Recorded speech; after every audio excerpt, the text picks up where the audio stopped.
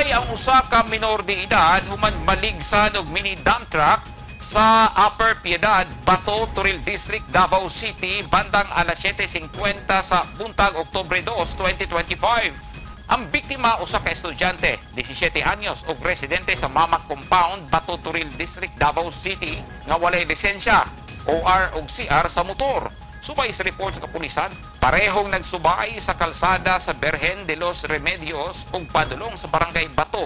Apan pag-abot sa Purok 20 sa Upper Piedad, ni-overtake ang minor de edad sa mini dump truck sa outer lane sa kalsada ug naigo sa iyang tuo nga manobela ang pedestrian nga si alias Jennifer.